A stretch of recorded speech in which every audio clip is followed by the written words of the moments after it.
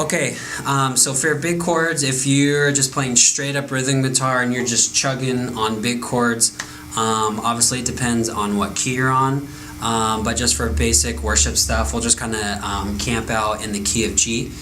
So for the key of G, just really basic, it's really all up here on the 3rd fret. So for the G, I would play, and then I might throw the 2 on there, which is the A, so I might throw in a, or I may throw in a, add in the 7.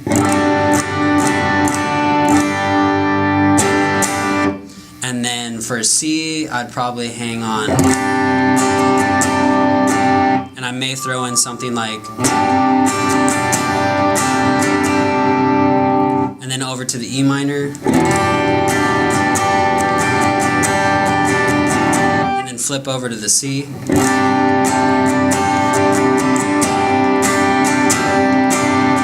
So altogether that would sound like,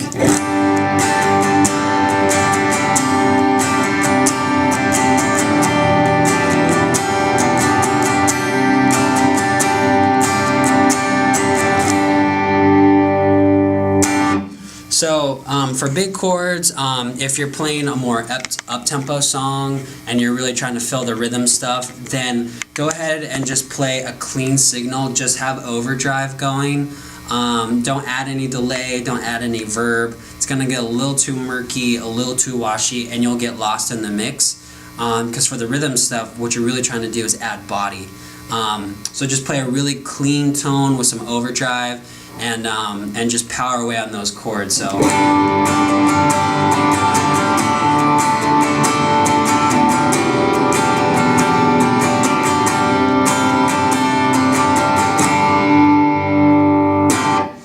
And then on the more vibey songs, that's probably when I would add in some delay, when you're not, just chugging out chords, but you're doing more big rakes, big diamond chords. So something like that, I would throw on like a tape delay. I wouldn't have it up too high, but for something like that, like if I'm playing in the key of C, I may try to do something real washy. So if I play that, it sounds like.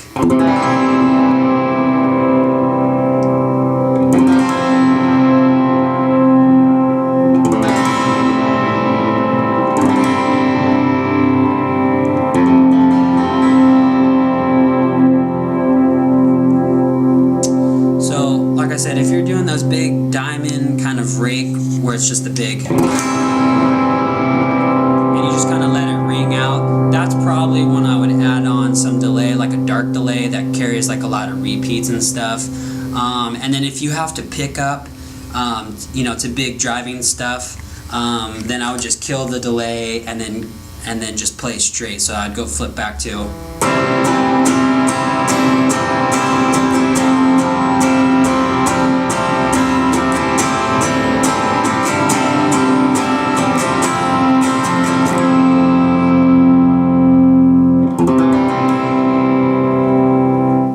So you really want to be careful where you're adding delay. Like I said, you don't want to get lost in the mix. You as a guitar player should be fighting to stay on top of the mix.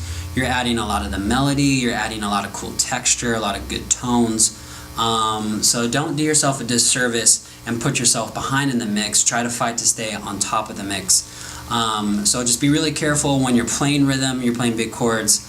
Try to think about, should I be putting on delay? Is this a more like laid back vibey song? Then I'd probably maybe flip on some reverb or some delay. But if you're playing, a real big upbeat song and you're doing rhythm like on Happy Day, it doesn't make sense to put on delay because you're just going to get lost. It's going to sound really jumbly and it's just not going to be very effective, as if you were playing just a real driving.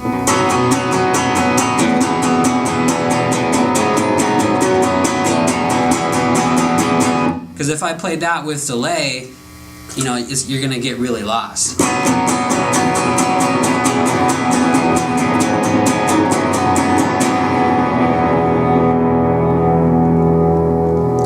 So you can kind of see how you kind of get lost in the mix. You're not really hearing all the strings, you're not hearing the snap, and you're not really hearing the fullness of the amp if you were playing something like.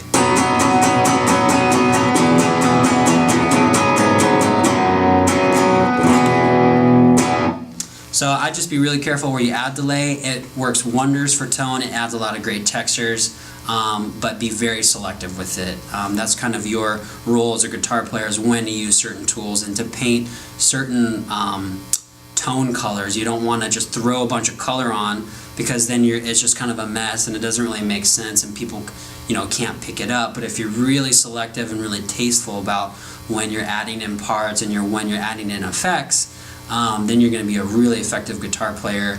You're going to stand out, you're going to jump out on the mix, and overall you're just going to be helping the song kind of get to the next level and really achieve what the song is striving for. So that's what I'd probably do for rhythm stuff as far as chords go, and then adding in delay, when to and when not to add in delay.